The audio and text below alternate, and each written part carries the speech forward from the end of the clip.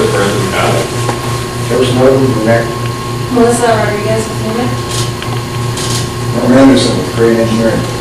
Mark Anderson, no relative, also with Great Engineering. The relative. We're both glad about that.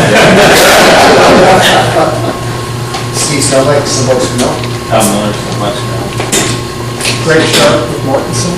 Tom George was like a global. David Nelson, Nelson Engineered Sale. Scott Petrov with Co-Founders. Sole Design. You? Chris with Century Fire. I'm Ian Meyer with North Fire Design, and we have... And I'm Paul Watercut, unemployed. That's all Tom's fault. You came, he went. There's nothing wrong with that. And our speaker. I'm Doug Chartier with Father Electrics. Thank you. As you all know, a couple of things have happened. Basically, Scott is here tonight to tell us about a few events that are going on. You want to take it over? Sure. Well, I am your liaison for the Society of Fire Protection Engineers with the Governor's Council on Fire Prevention and Control, and both locally and nationally there's been a lot of stuff going on. Nationally, we've just finished up the updating our sprinkler design for engineers class that SFP puts on every year. If you got any extra money laying around, you want to come to Charlotte in 2 weeks, the week of October 13th. That's where Professional Development Week is. We've got the information here for you. A lot of updated classes, new classes, forensic fire science class being offered for the first time. So we've just updated that program, and like I said, it's the 10th through the 13th through the 17th of October. On the local level, lots going on. I attended the ICC hearings this last week, where the codes are written, the fire codes and building codes, and I was part of the Residential Sprinkler Coalition. I am part of the Residential Sprinkler Coalition that has had the monumental day on Sunday morning about 10:30 of getting residential sprinklers put into the 2009 International Residential Code, which needs to be adopted in places, but it's now in the model code, so at least it's there. It can be adopted. And that's just the first step. And this was huge. Fire service, if you know a firefighter, even building officials, give them a hug. Because they turned out on a Sunday morning inside, it's 80 degrees outside in Minnesota, and there were, I think, 1,200 or 1,300 votes for this against 400 against it, which was an incredible vote turnout. And there had been a lot of education, a lot of inside work going on, but we had people from all over the country. State of Washington had 80-some firefighters, fire department residents, firefighters, and fire service personnel here. Wisconsin had 100, or Illinois had 100. They came from New York, they came from Virginia, Tennessee, all over the place. It was really incredible. Scott, is there anything about the individual residences? That is, I'm sorry, I didn't give you much information. That is for single-family homes. The first vote was to put it in townhomes, and that passed with about 73%. And then the next vote, after 2.5 hours of debate, was get it in single and two-family dwellings, and that passed with about 72%. And it would be starting in 2011 for new homes only. It's not a retrofit thing. And it still has to be adopted by every state and every locality. So, you know, it's in the code now. It had never been there. At least it's there so that if the state or a community wants to adopt it, and Minnesota usually adopts the IRC, but whether they will or not when it comes down to this, I don't know. The slinging has really started already with the Home Builders Association and Builders Association, NAHB and BOM. They both really started saying, sending out the information about why they don't want sprinklers, and of course, most of us wrong. But it's really coming out, so we're going to have a large education process in the next 2 or 3 years to show the public what's going on. That's just talking to these guys. I've been showing the Christmas tree video. If you haven't seen it, room flashes over with Christmas tree fire in 44 seconds. NIST has a brand new one of 4 cameras that shows a residential sprinkler that operates in 10 seconds. The entire tree doesn't even burn. So it's an incredible video to show people so that you can say, you know, here's the extremes. These are really the extremes, but these sprinklers really can have an effect on your home. One of the people that came up, I won't even get into it. There was a lot of testimony from burn victims, from mothers and fathers who lost children in fires, to the gentleman that runs the burn center at Regents Hospital. But it went further than that. Lightweight construction that we've got nowadays with the nail plates, those are failing in somewhere between 6 and 10 minutes. Fire departments don't get to a fire in 6 to 10 minutes. So we're starting to have failure of the floors and the trusses before the fire department gets it. One of the presenters was a firefighter in Wisconsin who survived when her partner did on the floor, through the floor in Wisconsin about, 14 months ago or so. So that kind of testimony, very effective. It goes to emotions, but the important part is we build houses, they say safer and safer. In fact, they're not safer and safer. They're cheaper and they're more lightweight and fire. The UL has, and don't believe anything I say, because if you don't want to, UL has test information coming out on lightweight construction. And they weren't able to present it other than to say there were no surprises, which means they showed the failures. Somebody else did some testing too. So there's a lot of information out there with the National Fire Protection Research Foundation just coming out. I won't let Chris comment on that because I know he already has a comment on there. They selected 10 cities through the country, throughout the country. They hired a consultant, selected 10 cities throughout the country, 3 homes in each city, and then came up with a cost analysis of what it would cost to sprinkler the residents in those 10. That's where that came from? Yeah. In those 10 locations, 9 in the United States and 1 in Canada. And prices ranged from 58 cents a square foot to 378. Does that sound right? About right? It was 38 cents to 366. 366. Okay, so this is a different one. This one just came out, and they have a very well-written report. I haven't gone through the references, but that's available from the National Fire Protection Research Foundation. If you want to look into that, UL will have the lightweight construction details. So anyway, I spent enough time on that, but that was a very educational and eye-opening experience for me. Let's see. The Governor's Council, we had a very successful Governor's Fire Prevention Day at the fair again. This time the Governor, the Commissioner Campion, and the State Fire Marshal all spoke at the memorial service. If you haven't ever been there, you got to make it next year. It really is it's a great 40 minutes in the morning on the first Friday of the fair. Lots of education going on. There were over 700 volunteers this year. It's one of the largest, if not the largest, fire prevention type display, interactive display of any fair in the country. And it's just really well done. If anybody's really interested in participating in that, the committee starts gearing up now for next year. So please see me if you're interested in it, because I can certainly get you on that committee. I am a member of the Minnesota State Fire Chiefs Code Committee. You are too, right? No, not anymore. We're just now getting started with the next code cycle, trying to decide if we want to look at adopting the fire code again in 2009, or if we want to wait and skip 3 years and go to 6 years. We're also looking at whether or not we want to continue with the I-codes, the International Fire Code, or if we want to look at NFPA 1. We're actually going to start tomorrow comparing specific chapters in NFPA 1 and I-code. So the next code cycle is beginning.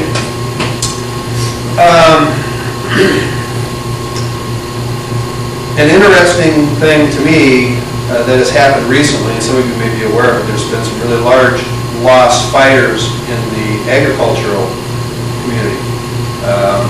$3.5 million hog farm fire a few weeks ago, and I think $4.5 million fire a few months before that. What we've got is an ag exemption in the building code that doesn't require interior finishes, snow loads, wind loads, things like that, to be brought up to any real standard. And what you find is major insurance losses in the agricultural industry. And insurance is stepping up big time right now, and there's going to be some changes made, or they're going to try to make some changes because they can't afford to continue to do this. Large building losses, but not only large building losses, it's a large loss of livestock. And so listen for more information on that. I know Dr. Schroeder just ran some tests that we were, or not us, it might be interesting for us to get at, but the Governor's Council is going to try to get in November to look at where he burned the Class C FRP, the fiberglass wall panels, and Class A and the Class C wall panels were gone in a matter of 4 minutes, and that's what's been being put on in these large hog barns and turkey barns because they can clean them down relatively easily, but it burns real well. Today at the Governor's Council, we had an incredible tour of the Target Security Center. Anybody ever been there? Target Corporation Security Center? It is absolutely incredible. At the RNC, some of the intelligence that was going to the federal agents was coming through Target's and Security Center. They have 160,000 cameras at their disposal across the country. They have 28 corners staked out in Minneapolis. They call it a safe city. It's one of, I think they said 20. Target has created as safe cities and working with the police department. They showed a video in Minneapolis of a couple came out of a bar restaurant, and somebody came up, bumped the guy, knocked him over, and they started kind of fighting. And when the woman reached down to pick the guy up, the next guy grabbed her purse and ran. He ran down the street. This camera followed him, saw that he handed it off to another guy who ran. The woman kept following him, and she said, I shouldn't have ever done that.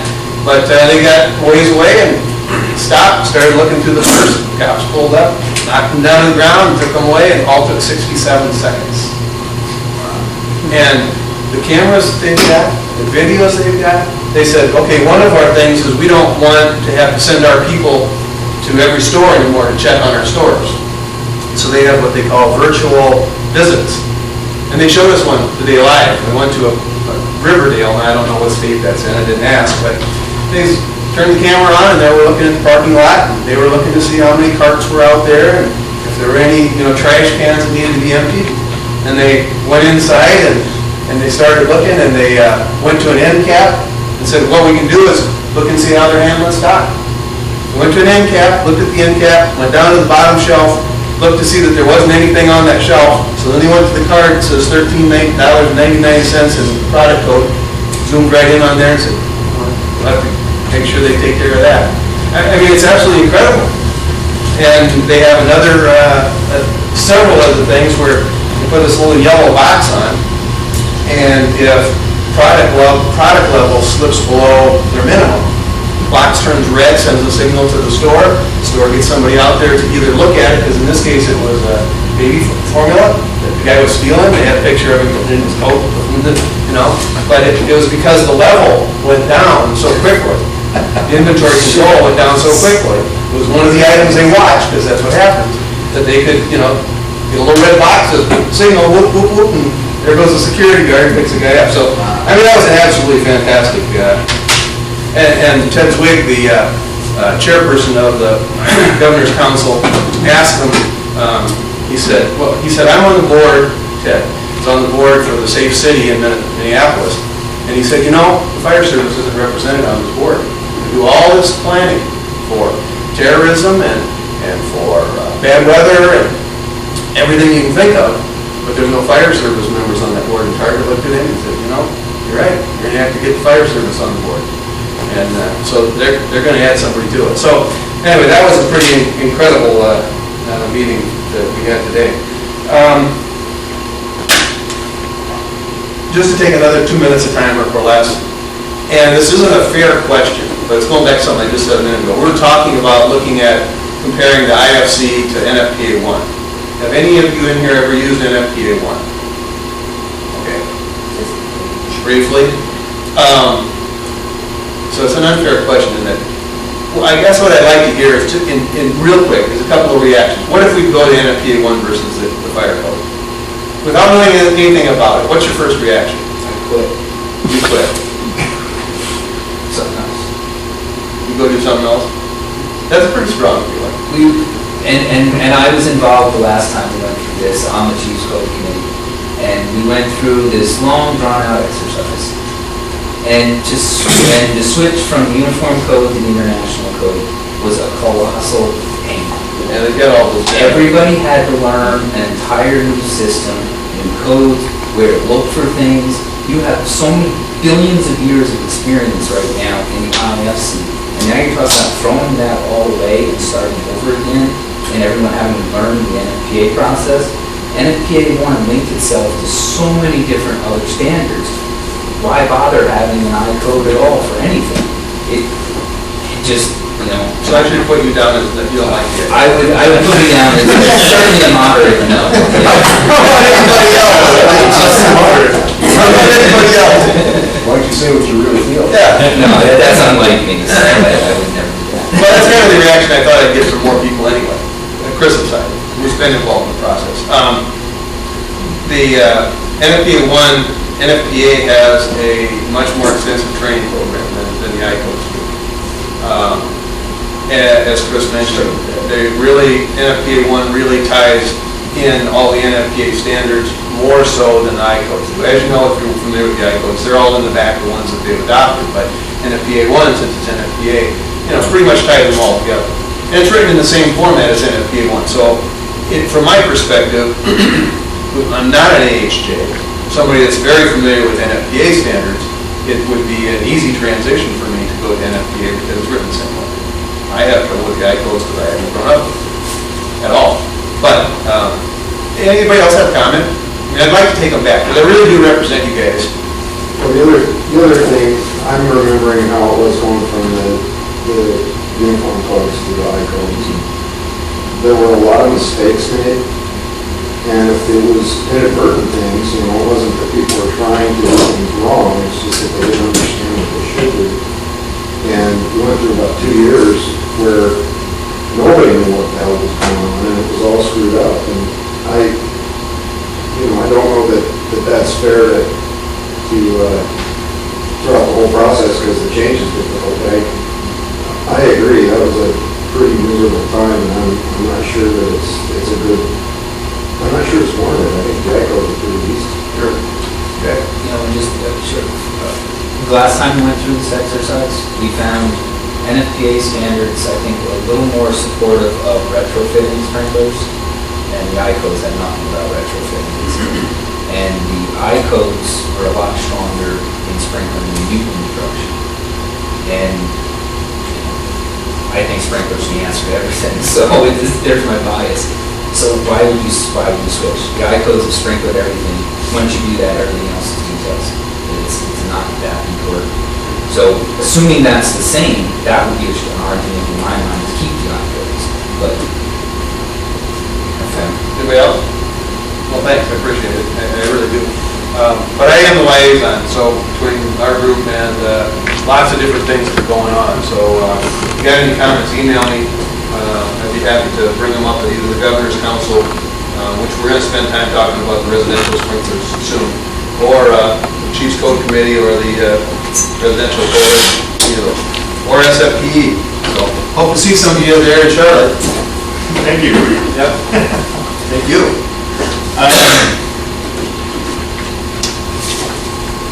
As a matter of fact, we were looking at, Paul and I were going through the history of the meetings, and we actually found that the record of what was being presented to this association goes all the way back to, what was it, 1972, 1965? Like 62. 1962. So we've actually have a record checking out, and it appears that back in the 60s, a lot of these meetings were presented by fire chiefs and fire department people. They were doing disaster, fire investigations. There seems to have been a shift over the years as to what it is that we do in these meetings. So we were actually looking through them to see what kind of topics we may want to present again, seeing that we're now 20 years later, 25. As a matter of fact, residential fire protection was brought up at a meeting right here in 1975. 1975, we had a meeting on residential fire protection, right here. not in this place, but the S&P in Minnesota. I thought it was amazing, because that was pretty close after the Los Angeles fire test, wasn't it? Wasn't it about 7-4? So somebody came up here and told us about this wonderful new thing, residential fire protection. As a matter of fact, if you guys like, I'm seriously contemplating calling Peg Paul again, from the Home Fire Safety Coalition. She was at our program in 2004, so this is now almost 4 years ago. She also was one of the people that was on the committee that wrote that 30-home cost expense test or report. As a matter of fact, if you go to the NFPA website under research, it's right there, it's a PDF file, you can download it, it's about 48 pages, and it is very well documented. I'm really impressed. So I'm looking to see if I can get somebody who created that report from the committee to come here to present it to us and talk about the various aspects, or maybe Peg might be able to do another presentation as to where they're at with getting the building associations online, because there were 3 people there. National Home Building Association, there's one guy representing them on the committee, there are 2 building contractors in there, and that really was, to me, the biggest change that I've seen in many, many years. So they now actually have cooperation from some people in the National Home Building Association. So things are changing. Things are changing. I'm optimistic. I've been following this ever since the day that residential speakers were designed, as you have no doubt about it. And 30 years later, here we are. Finally, it's taken a long time. So we're a little giddy about this, I think. 30 years is long. This is my entire career, 36 years. The other thing that I was discussing with some people in the back of the room, I'm sitting out in front, that NICEAD is still working on developing the exams, and I just wanted to update you guys a little bit. I've been on a committee with a bunch of other NICEAD 4 guys from all over the country writing exam questions, and essentially it's getting to the point now where we have a little better idea as to what exactly is going to happen. The exams, the new format of the exam will be a 100-question computer test. It basically, a level 1 test, a level 2 test, a level 3 test, a level 4 test. We've had some lengthy arguments with Ken from the NFSA, who really wants to see some of that stuff broken up, and we've kind of agreed to take the level 2 test and kind of pull that apart a little bit and allow people to retake a portion of that test should they fail it. At the 3 and 4, we really feel that if somebody is out there, the state is giving them a contractor's license based on the fact that they are NICEAD 3, they better know their stuff. Sorry, you better know what you're doing, or you're not going to get that license. We're pretty well done with the level 1 and the level 2 questions. We have about 400 plus questions on each level. And the way that works is that there are going to be 3 different exams. So if you fail the first time, you get a whole different exam the second time, and a different exam the third time. Plus there's an extra 100 questions that can basically be thrown away during the test period if they turn out to be bad questions or they're not, people can't answer them and get chucked out. We're now working on level 3. But as we're getting through the process, we're losing members on the committee. More and more people are finding out this is really hard. So we're down to about 4 guys who get together once a month for 2 days and spend 8 hours a day trying to write test questions. It goes a lot better when you have 6 or 7 or 8 people sitting around the table than 4. So what NICEAD is doing now is we're actually, instead of going to Washington to the NICEAD head office where we've been doing this, they're now taking the meeting to Philadelphia. And a chapter of the National Fire Sprinkler Association, the local chapter in Philadelphia, is going to put some people together, some of their members like we have here. We're going to sit in on 2 days of test question writing next week. So we're hoping the 4 of us that are going to be there that have been doing this now for almost 2 years, and a number of people that are just going to come in for 2 days and help write questions. The question that NICEAD has is that are there any other people that are interested in helping with this, because they would bring a team out here to Minneapolis if I could find 3 or 4 people that might want to write some questions for these exams. And like I say, we're talking now about level 3, and then we're going to level 4, and it gets harder as you get up there. It's not an easy thing to do. But I really would like you to think about this. If there are people in Minnesota that might be interested in helping, I could probably get NICEAD to come here for 2 days and bring a group of people together in a hotel near the airport where we can sit down and write some questions. The way they do that, actually, they bring their own computers, they put thumb drive in, so we write all the questions on the thumb drive. When we leave the office, the thumb drives are collected. We do not get to take the questions home at all. They're very, very careful about this information not getting out. You also get paid $1. I still have it. All of us have decided to frame the dollar and hang it on the wall. A check for $1. Because that gives NICEAD ownership of what we do. Otherwise, we own it. Now that they have paid us $1, they own the questions. And that's basically what that's all about. So you're going to go through the process of actually receiving $1 for 2 days worth of work, and at least then the questions are owned by NICEAD. So that's where we're at. I just want you to think about it. You know, contact me if anybody has any interest. If I can find 3 or 4 people that might have an interest in a couple of days of helping along with this process, let me know, and I could probably get NICEAD to come out here. And it doesn't have to be tomorrow, because this process is going to carry on for at least another 1.5 years, for sure, at the speed with which this has been going. NICEAD Level 1 and 2, those exams are pretty well going to be ready for beta testing, probably early next year. So the lowest levels are going to start taking the new exams. And what they're planning on doing is that for the very first 2 times, they'll do them for free. You don't have to pay anything to take the exam. You just want to see how people react to the exam, to the questions, and how well they do. And so I just wanted to bring that up so you guys know that that's going on.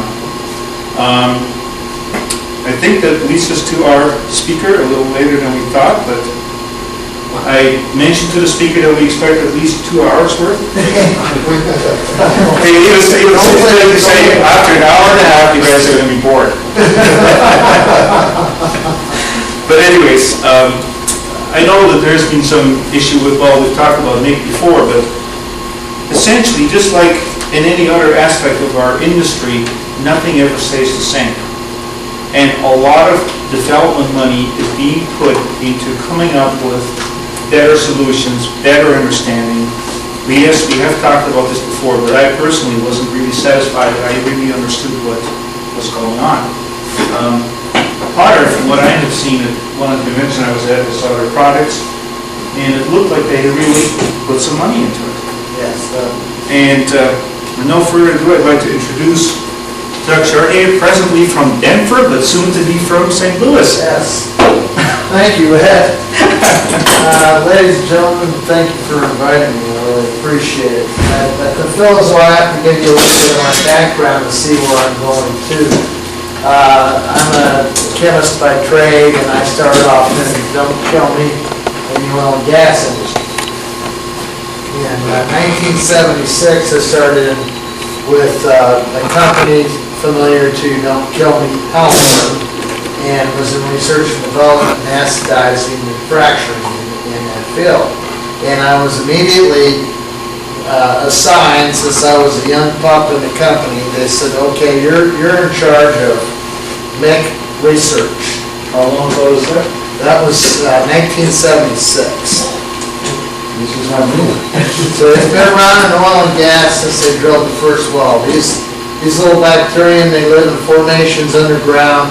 They're some of the original bacteria that broke down the hydrocarbons from the dinosaurs and the plants into the hydrocarbon base that we have today known as oil and gas. And when they're put into the right conditions again, they start breeding again, and they start doing their destructive damage and their corrosive nature. So, in the year 1999, a very large pipe company that you all know contacted me, and I was in oil and gas at that time. I had my own company in corrosion services, and they said, we're experiencing MEC in fire sprinkler systems, and we don't know why. And I went and visited their headquarters. I took a look at the situation. They contracted me to develop a coating for them, which I did. And it was the first generation of coating used in fire sprinkler pipe industry, which I think everybody knows. I'm probably talking about how I tube and conduit, ABF1, I'm the culprit right here. So we produce millions and millions of feet of pipe, and they wanted to go off on another tangent and provide better protection for the pipe itself, and I want to provide better protection for the entire system. So we went our separate ways at that time, and they developed ABF2. So at that time, I got into the fire sprinkler business because I was fascinated by this big problem all of a sudden in the fire sprinkler industry, and I couldn't figure it out myself why it was happening all of a sudden. And I started a company where we went around and we treated systems that were in place. And we treated those systems for a number of years. And as of July this year, Potter Electric Signal decided they wanted to expand their corrosion product line. And they hired me as their product manager. So that's how I got to where I'm at. So it might explain why I don't know the fire sprinkler system industry as well as I should. But I do understand Mick and I do understand corrosion. And I just want to say before we get started, I'd like to say that please feel this a free session because I feel as though the main reason I'm here is to answer any questions you might have. And if I can't answer them, I'll write them down and I'll try to find out the answer and get back to you. But please interject at any time. Any questions so far? This, which you can't see very well, is a pipe. And that's with, am I done on that? I don't know. Is that any better? The other one. There we go. There you go. I now switched on. It's kind of hard to see the dimensions on this, but this is a pipe. And these are the corroded walls. It's a 4-inch piece of pipe. And this was a tubercle. And I knocked the head of the tubercle off so you could see what was underneath of it. Now you can see the big crater underneath there. You see that little hole there? That's a pinhole leak. Now this system, the dry system, it was in place for 4 weeks.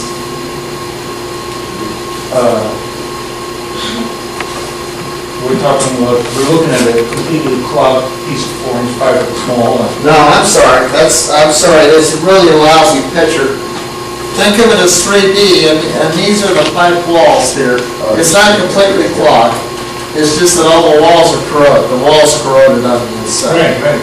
And then this is a tubercle that was on the inside wall.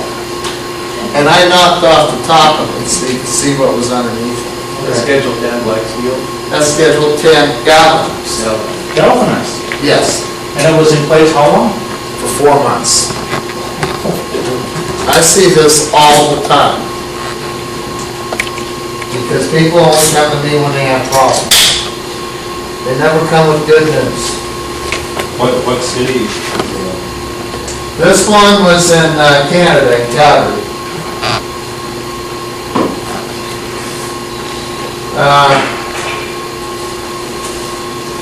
The cost of corrosion is estimated to be $260 billion a year annually in the United States. Now that number doesn't seem big, considering facing what we're facing today In Wall Street. with Wall Street. But take it from me, that's a pretty good sized number.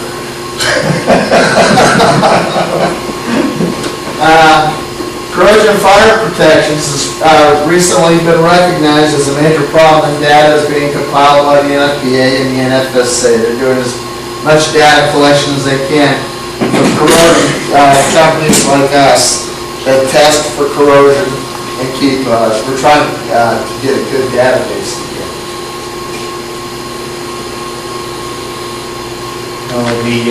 The corrosion cost that you're talking about, of course, is not just sprinkler systems, that's all.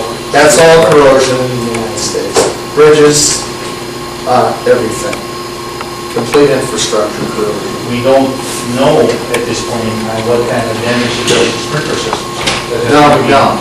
And that data is being That is being gathered. collected. and collected.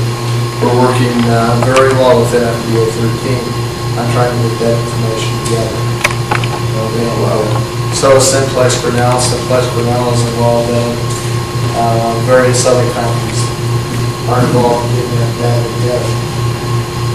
Yeah, it's a recent focus on microbiologically influenced corrosion, been warned that there were other types of corrosion of equal concern. Well, FM did a study of 155 cases of failed sprinkler heads between 1994 and 2000. And the Metallurgical Lab came out and said that about 40% of the cases were MEC-related. The other 60% are not MEC-related, and they're basically oxygen corrosion that's occurring within the systems. Now, everybody's saying, why all of a sudden is this 40%? Why are we seeing this all of a sudden? I've got a theory on that, and I believe Ed and I have talked about this, and it's not only my theory, it's a lot of people's theories.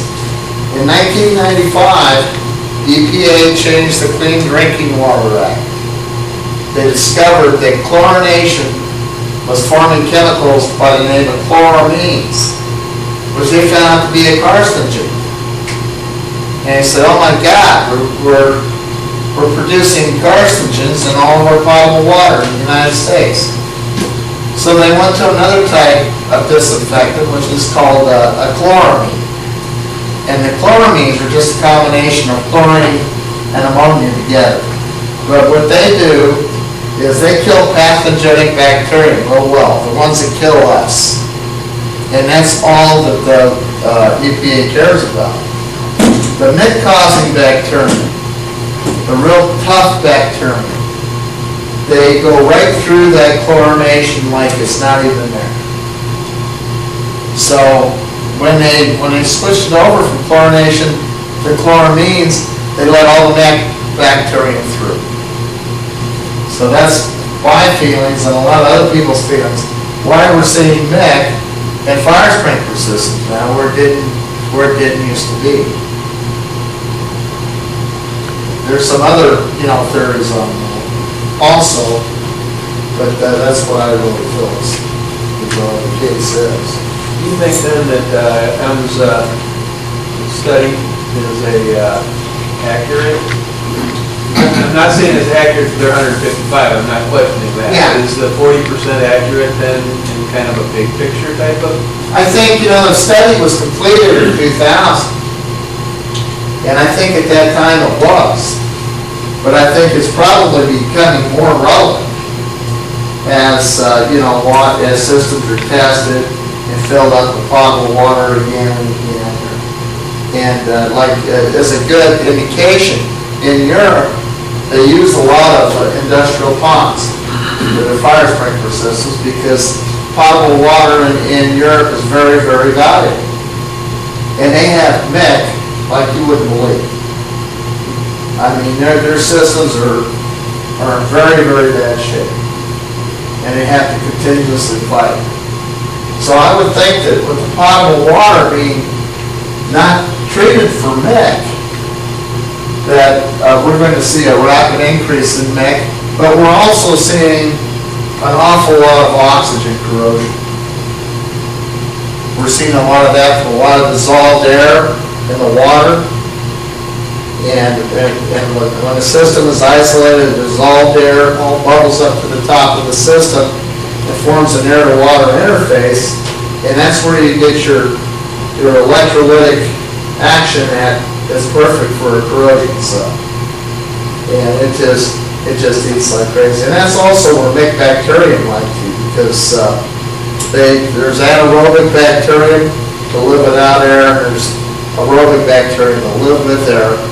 And the ones that live with air actually live on top of the water in the air pocket, and they produce nutrients for the ones that don't, the anaerobics. And they've got a symbiotic relationship. They build their own little cities, and that's what a tubercle is where the aerobic bacteria are on the outside, and they're converting nutrients for the anaerobic bacteria, which are doing damage to the pipe. either producing acid or reducing iron. So is it a safe bet that all potable water systems, whether from surface water or wells, have been converted to these new chemicals? Well, I'd say right now, I looked at data before the meeting, and they think that there's probably, in the United States, there's 53% of the potable water systems that have been switched over to chloramines. And the other 47 will eventually be switched over? Yes, because they're phasing out chlorine. Because it forms what they call trihalomethanes, which are a very aggressive cancer-causing agent. And that might be why we've got so much cancer from our water. It could be. Because they are very carcinogenic. Any questions?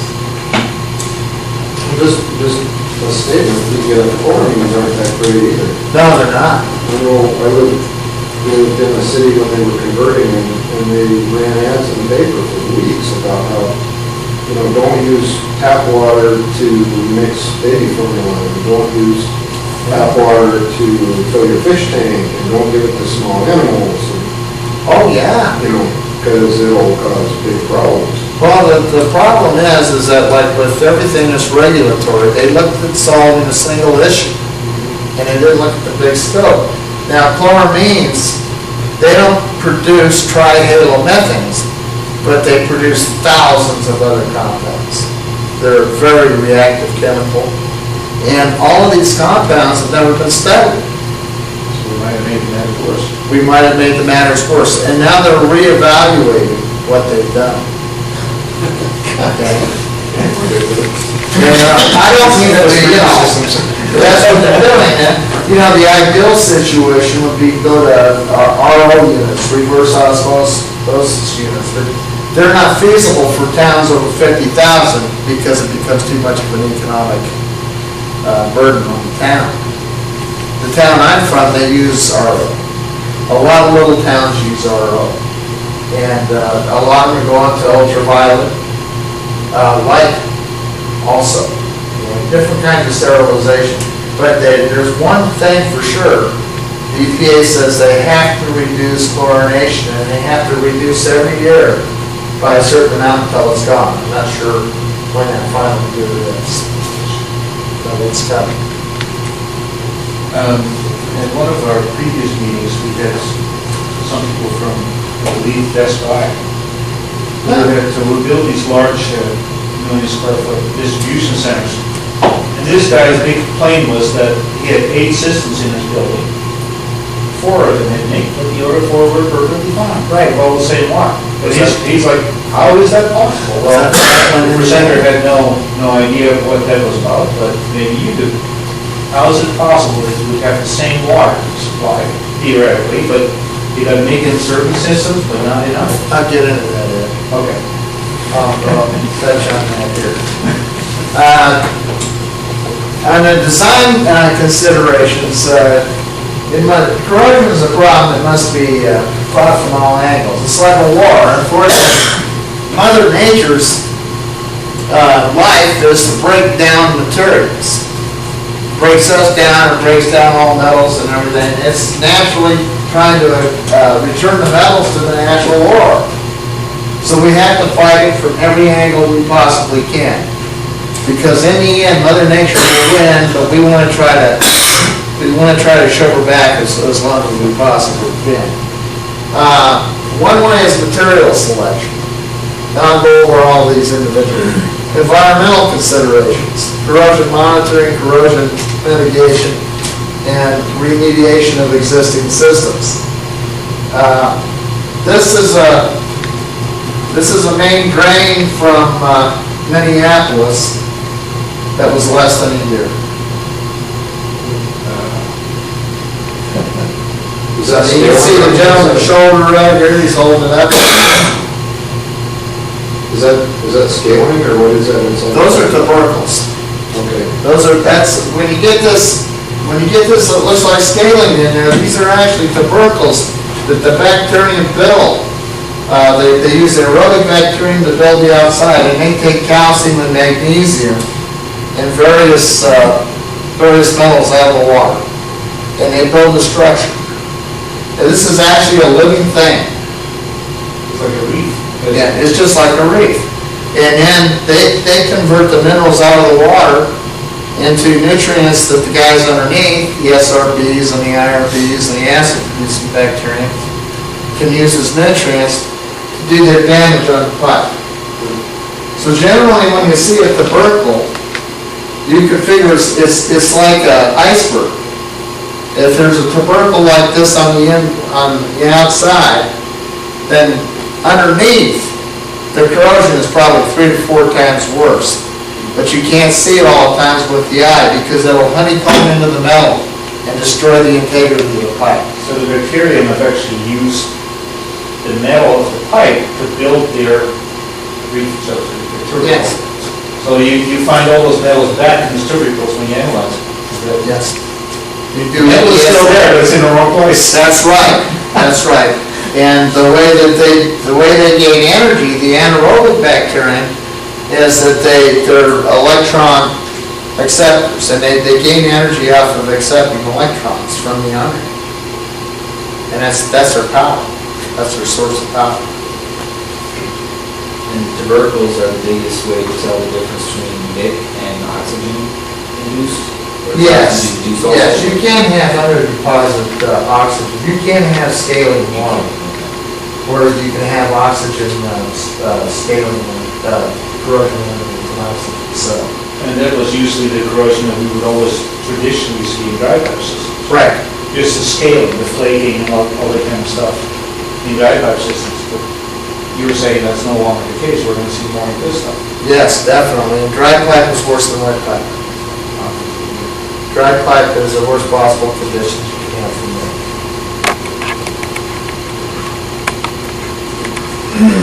Material selection. Of course, this is, a lot of this is review for you guys, but, I'll try to make it as general as possible.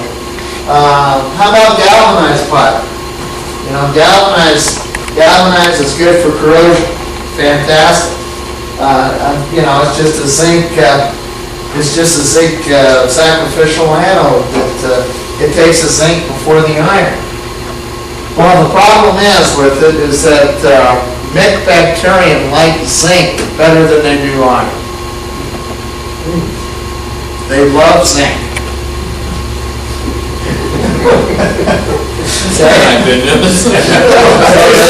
There's one thing they like better than zinc, which is stainless steel. Yes. And in fact, the only metal that they don't like, and they haven't found proof or not that if they can survive on it or not, is titanium.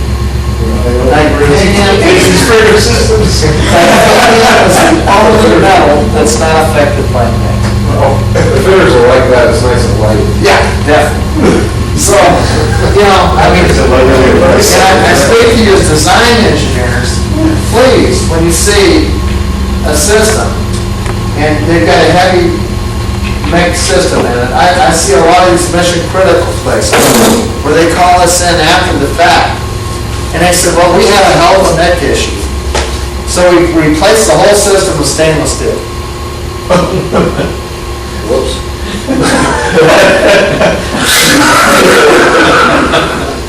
So what do I tell them? So you've got to protect what you've got now. The standard thought is stainless steel is good against corrosion. It's not good against corrosion. What about copper? Copper, it loves copper. Loves copper too. It loves copper, it loves brass, and it loves bronze.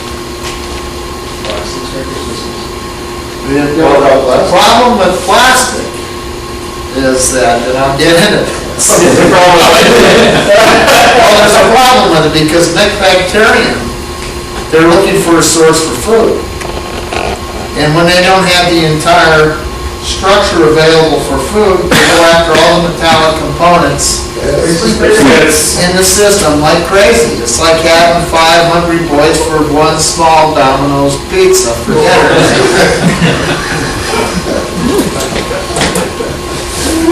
I mean, but that's what happens, because they try to, to propagate their lives. And they just eat the heads right out of them. Now, at some point, you're gonna tell us it's not quite that bad because of all these ABF coatings, right? Well, I'm gonna go through on the material selection. Okay. Okay? So galvanized pipe is part of the solution, but it's not the total solution of materials. It's better to have galvanized, because if you don't have NIC, then it's better for oxygen corrosion. But if you have, so the first thing you have to determine is what kind of corrosion do you have within the systems. And you might have both. I see you mentioned a T-action system in your slide, basically using an air dryer or an air compressor in your pre-action system to just keep it as dry as Yes. possible. One thing about galvanized, as I'm sure you all know, in humid atmospheres where it condenses, it corrodes very fast. If you keep galvanized dry, it will not corrode. It forms a carbonate layer on top of it. And until it has time to form that carbonate layer on top of it, it doesn't do that in high humidity, because the corrosion process has already started and that carbonate can't form from the CO2 from the air. So if you have galvanized like in a hurricane fence or something like that, in a dry area like where I'm from in Denver, Colorado, we have no rust on galvanized anywhere. Nothing. But if you're using a dry system, if you've got galvanized in a dry system, please put an air dryer on the compressor, if at all possible. What happens if they fill them with CO2? With CO2? Well, it would probably form a carbonate layer on it, but then again, you have the problem if you have any humidity at all, it'll form carboxylic acid, Not a good trick. which corrodes. So, What about nitrogen? hydrogen? Nitrogen. Oh, nitrogen? Well, yeah, definitely. Nitrogen is I'm getting kind of ahead here, so nitrogen is very good, except nitrogen is very good to get oxidant corrosion, of course. The only problem with nitrogen is that anaerobic bacterium, the mixed bacterium that eat pipe, love nitrogen because oxygen actually slows down their process. So if they're in a nitrogen atmosphere or an argon atmosphere, it won't bother them. So if you do, one thing to remember, if you do have corrosion in a dry system that's nitrogen, it's probably mixed bacterium. Without a doubt. You should send it out and get it tested.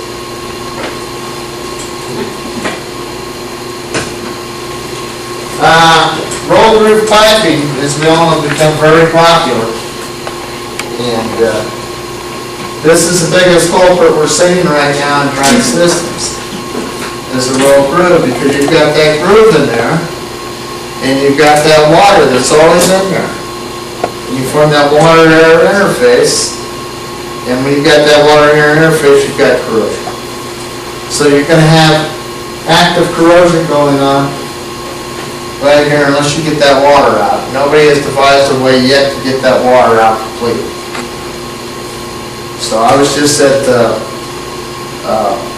AFSA Museum and Cultural Symposium, and they're really worried about this because they've got a lot of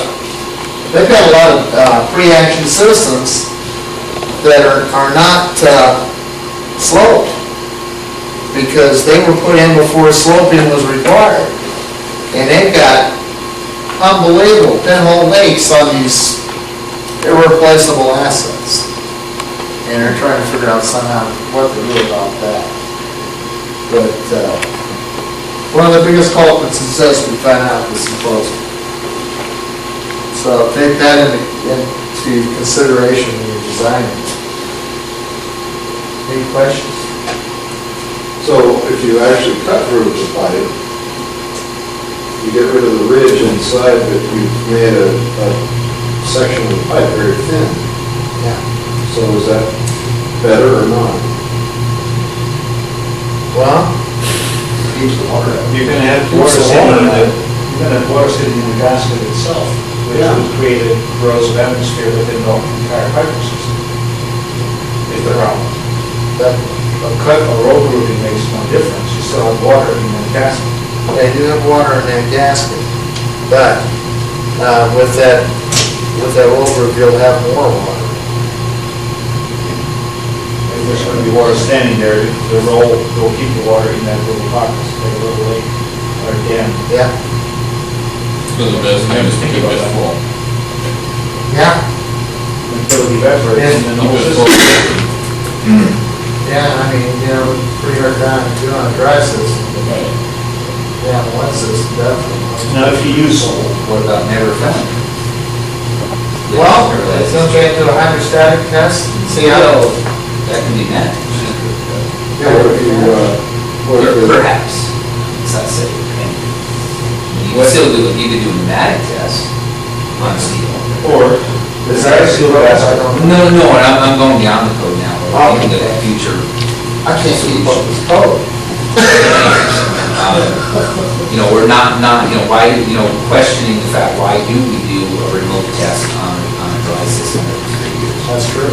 Why are we doing it in the first place? We have computer programs that can predict this stuff, which are supposedly accurate, so why not do like wet systems, you just put it right off the riser and never fill the dry system?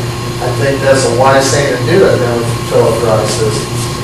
Well, if you did, if you had to fill it to test it, couldn't you fill it with glycol or something? Well, the problem with glycol and glycerin, that they're very good nutrients for something like that. You have it.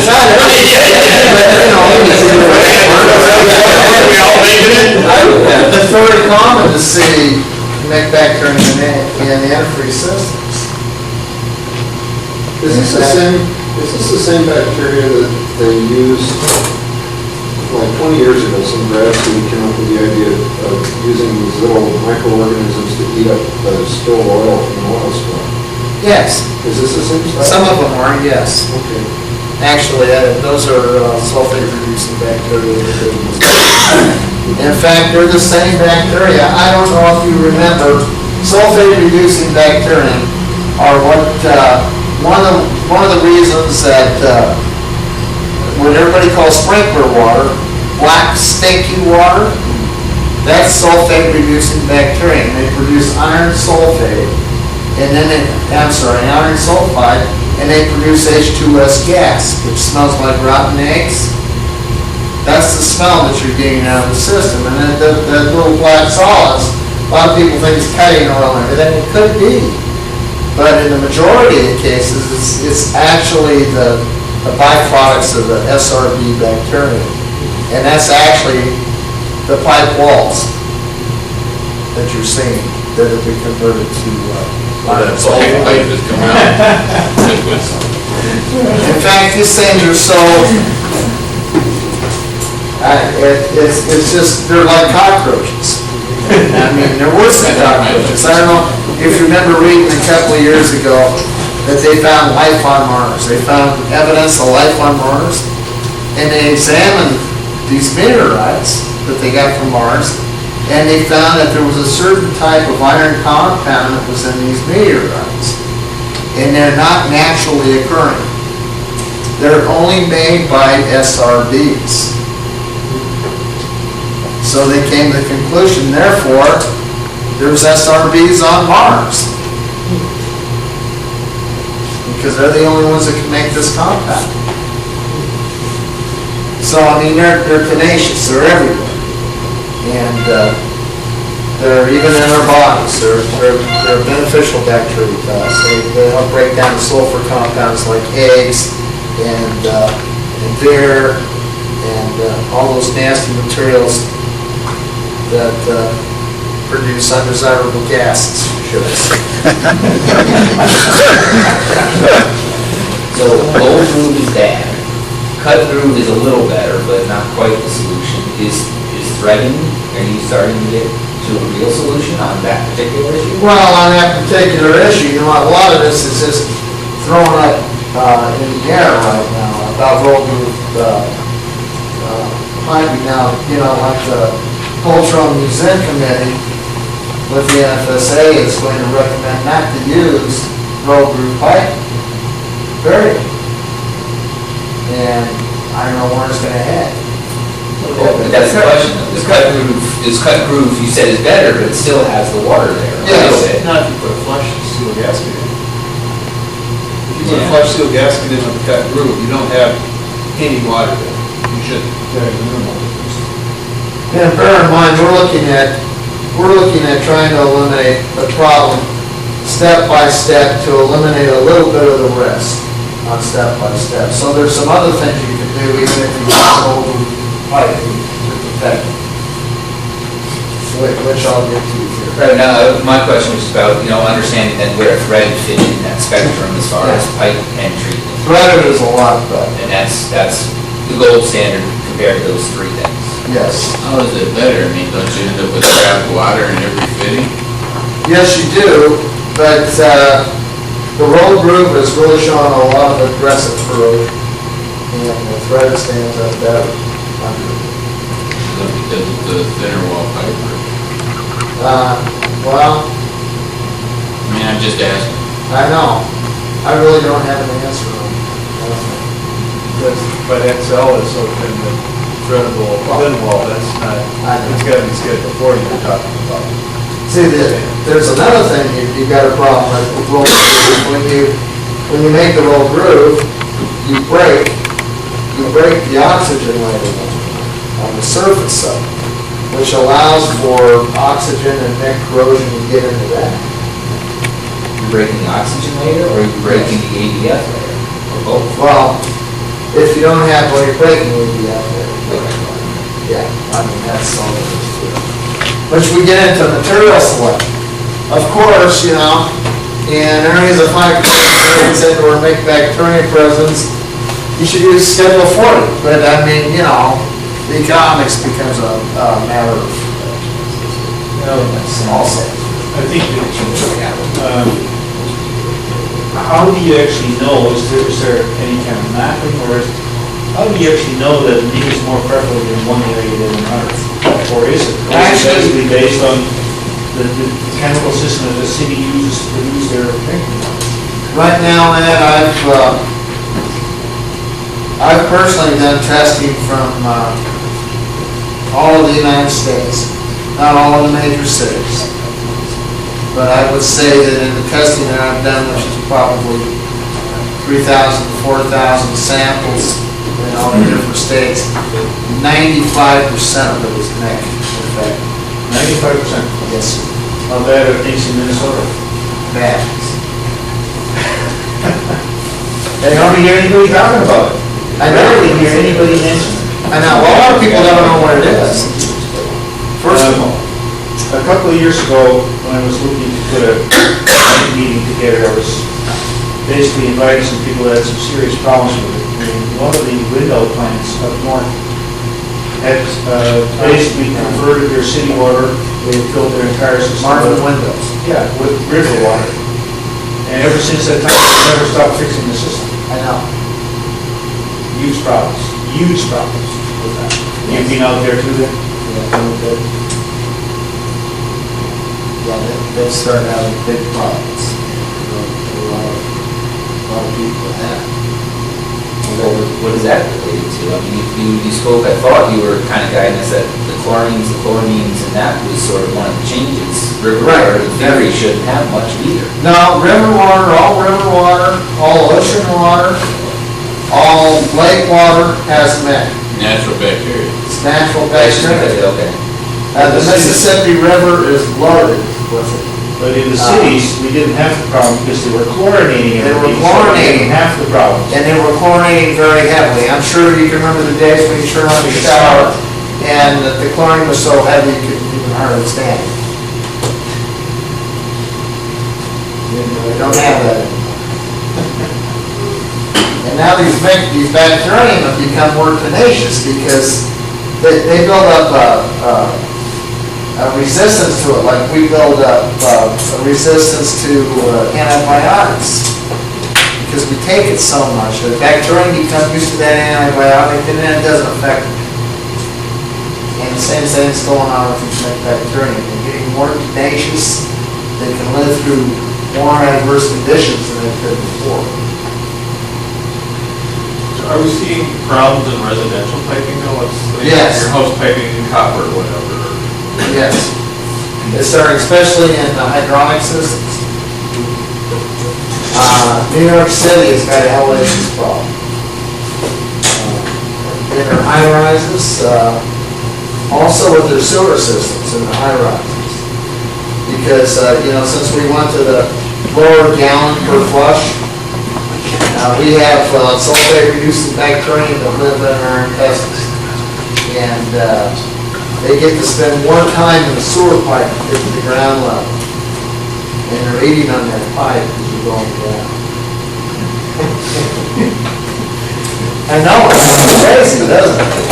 You're making chemistry sound like fun. I think I've lost my mind, actually, but yes, it is, and it's showing that more and more. I suppose it's not as widespread because you're always flowing. Pardon? Sprinkler, I'm just trying to rationalize in my head why it's not widespread, it's just residential. It's probably just flowing where the sprinkler is stagnant. No, it doesn't have too much to do with it. I used to treat natural gas pipelines, which have got a velocity that is tremendous, just a tremendous velocity. Thick bacteria just eat up a lot. In fact, they like any kind of energy. They like temperature, they like pressure changes. Anywhere there's an orifice, you'll find thick bacteria grows that. Well, that velocity probably creates heat, which is probably a good environment for them. Okay. Okay, now we're in the higher grade pipe. Of course, you can use it, but it becomes an economical choice too. Should I use coated pipe? New pipe coated with an antibacterial coating has several advantages and disadvantages. The advantage is it helps protect pipe against bacteria. Definitely. And I mean the pipe. The disadvantage, when the pipe is fabricated into a system, cutting and welding removes that protective coating. And now you're in a situation where there's so much bacteria and they've got so much surface area, they can go after it again. And they go after it tenaciously. They go after those bugs tenaciously. Can you coat, field coat the welds or whatever where you disturb the surface?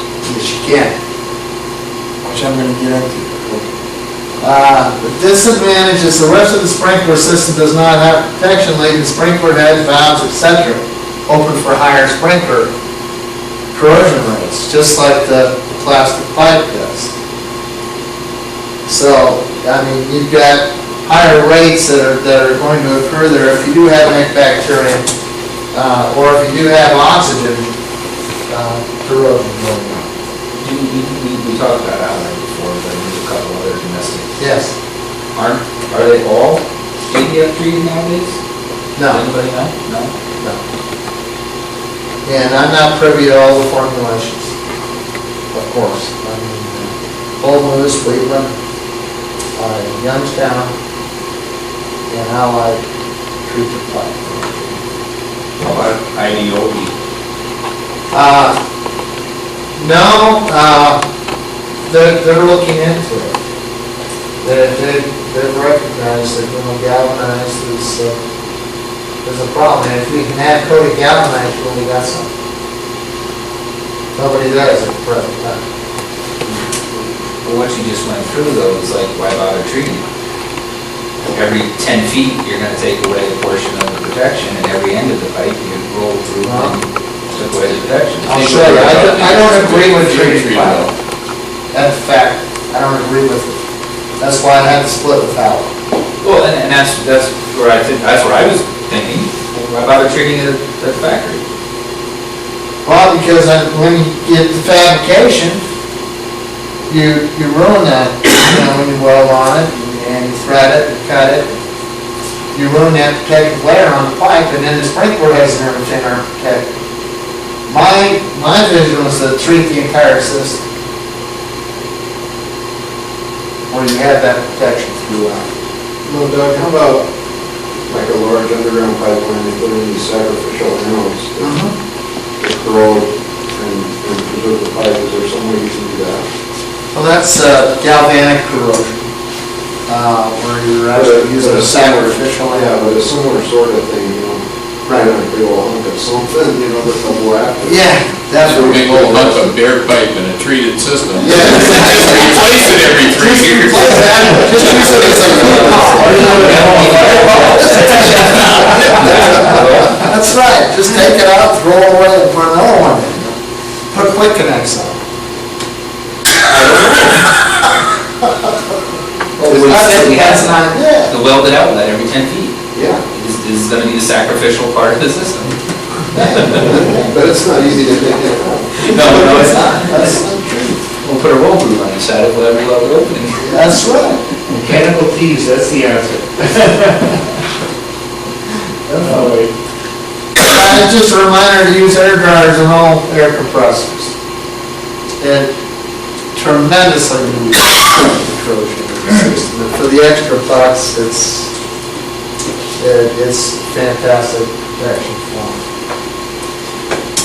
Now we get into environmental considerations. When you're designing, sounds strange probably, but there again, we come down to heat. Worst mixed corrosion I've seen is skylights, right under skylights. Maybe there's an ESFR system right under there. That whole section. There won't be any place else in the system that could be a problem except that. The warmest part of the system. It warms up, maybe it's 90 degrees up there on a summer day. Perfect cultural temperature for bacteria. Just the perfect conditions. So, if you can, or by windows, big windows, they also do that. I've seen where heat generating equipment, like inside these food storage places, where they have large refrigerators and freezers, and then they have the compressors on top, and then they have the ceiling of the warehouse. Completely gone right here, and nowhere else. So wherever you have high heat, there's a possibility that you might have neck corrosion. It really exemplifies it. If you can increase the ventilation in attic and enclosed spaces where sprinkler systems are placed to reduce that heat, that'll take care of the exponential growth in bacteria. They won't grow quite as fast. There again, I'm trying to mention several ways to attack it, because it takes several ways to attack it. There's no easy way to attack it. But even in an attic, which is a dry system here, you're still looking at 90 degrees, no matter how much air you move through there. I know. Okay. I know, but sometimes, in some areas, like I've been to some universities where they got them above the dorms and all that, if they just put an attic fan in here and there, they can reduce the temperature up there quite a bit. So if they just put some kind of power ventilators up there, just to circulate the air. Yeah, just to circulate. Well, I guess that's the question. Reducing it from 120 to 90, have you gained much? Yes, Okay. yes, you have. Because, they're exponential growth, and when you destroy that curve, you might knock them down to a quarter of the growth of what they normally were, which it might take, you might save the pipe for 4 times as long as a week. So we get 16 months instead of 4 months. You're out of warranty then. The whole problem is with these ones that I see going 4 months and everything, you know what they didn't do? They never tested the water. They never looked to see if Mick might be a possible problem. I don't know that anybody does. Well, according to NFPA 13, it's the building owner's responsibility. That's why I think it's done. That's right. It's the building owner's responsibility to provide a water analysis for you to show that it's, Or to tell, I think, is it to tell us if Mick is a known tell us problem? if Mick is a norm. But if it's unknown, So essentially, you should, as a sprinkler contractor, you should not even fill that system until you get that test back. That's right, but how, I mean, well, Well, no, I want to see that. Tell you that if it's a known. Even if it's not known. Right, but if you ask them, is Mick known, they answer no, it's not known. What does it cost? well, now they're What does the changing test the cost? The new NFPA 13, I believe 2007, Okay. says that it must be tested for Mick, not in areas known, because now they know it's everywhere. Well, that was sort of one of the questions, I mean, isn't Mick everywhere? I mean, Yes, it is. so then, why are we testing? Well, see, back when the NFPA first started the Mick committee, it was new to everybody in the business, and they didn't realize it was new. And only through education throughout these 8 years has NFPA learned that Mick is everywhere, and that it is most prevalent in potable water systems. And that's why they changed the wording where in areas where Mick is prevalent. It used to be thought that Mick was only present in Arizona, in California, and various hot spots in the United States.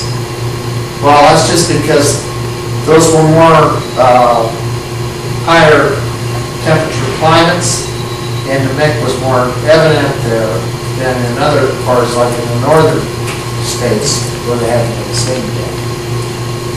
But the Mick infection was going on throughout the United States because the potable water had switched over from chlorination to chloramine. Doug, now you say you're testing for it, does that tell the contractors that test result then any special things about one concentration worse than others, or is it like a concentration level you're testing for, or just is there any? No, well, we do test for concentration. You can get into more qualitative type testing. And we do have a quantitative test available too.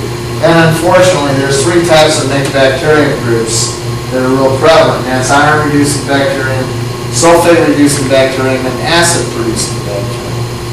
And if you have any one of those groups, I hate to use this as a comparison, but it's a little bit, it's like having a little bit of cancer. So if you have more than one, you get big trouble. Yeah, well, generally, a lot of them do live in consortium. But you can't have just one form.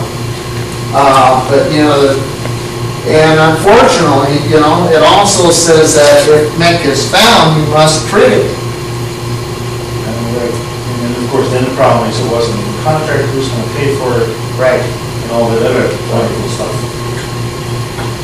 So they gave the contractor an out by pointing at the building owner was responsible to provide the sample and warn the contractor, so it's not the contractor's fault. Right. If that doesn't solve the problem, is it? No. And now we've got another factor that comes here, People which that work in is, the building. But what he's saying is the O2 says, tell us if you know it, the O7 says, test it, and the 10 is gonna tell us it's there and treat it. They kind of, the short history of code changes. then we've got another factor in here, that the insurance companies are becoming very aware of this. They've lost a lot of money because of this. And now they are writing in their policies that they are not responsible for that. that's true, why not right now? No, and some of Could the, be, right. some of the risk management companies, Right. and, on the FM, not Well, which companies? The ones that are insuring us contractors, or ones that are insuring the homeowner or building owner? I know of 2 that are insuring, big box chains. Built owners insurance. So they're gonna pass it on to us, the installer. That's really what they're doing. Probably. But I will say this, in the circumstances where I've been called in, generally the installer the contractor, is the sixth or seventh contractor on that one location because they ran all the other ones off. Because they say, how come you can't fix this problem? We're not calling you out here to replace pipe every 2 days. We want this problem solved. And so they just, it just keeps going on and on and on. I don't mean to be the bearer of bad news, but I'm just telling you what we're seeing. Are all three of these bacteria groups defeated by chlorine? High chlorination, high levels of chlorination, very high levels. So you could conceivably have a depleted switch system where you used a large tank-based reservoir of heavily chlorinated water to populate your system.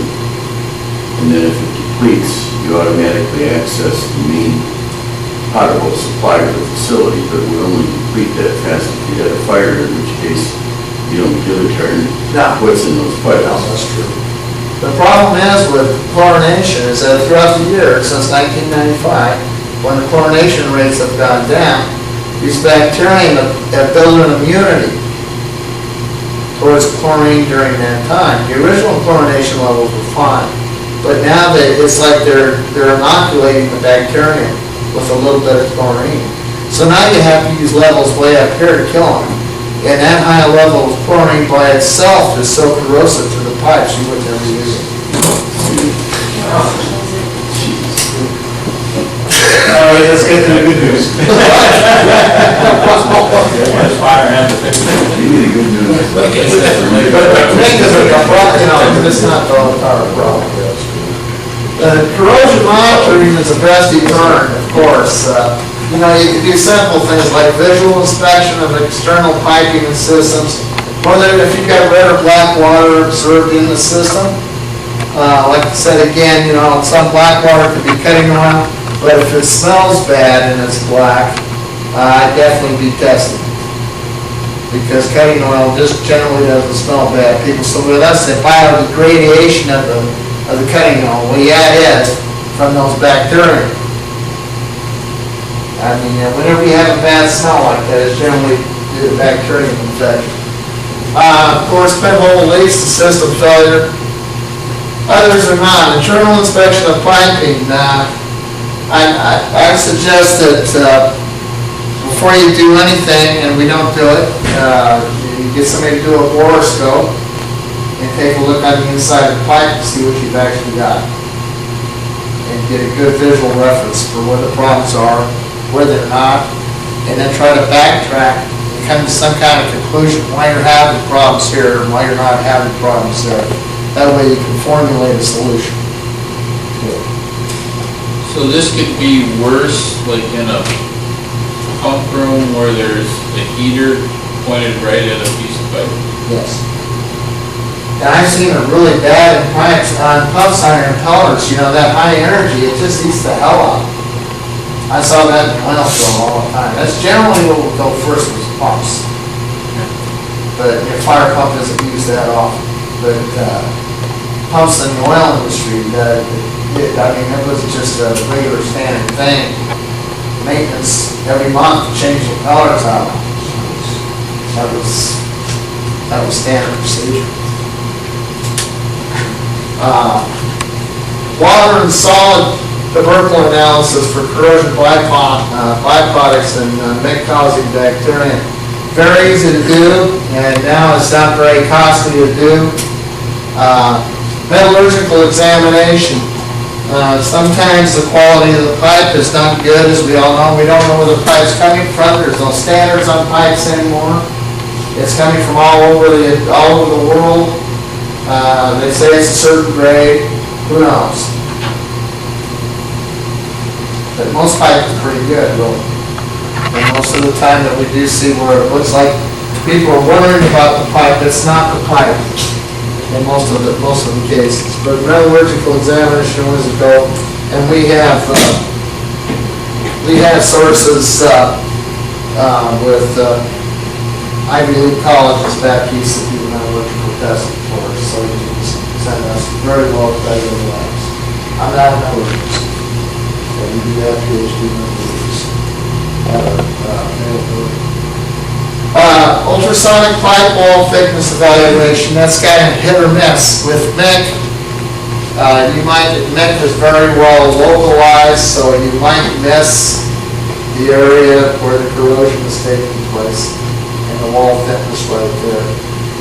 But it's a good all-around tool. If you use them all together, then you can pretty much tell. And this is where we come in, corrosion monitoring stations. And you can take a look and actually monitor the corrosions and see what's going on. And take corrective action before it becomes very costly. And we've developed a test kit. We've got 3 kinds of test kits.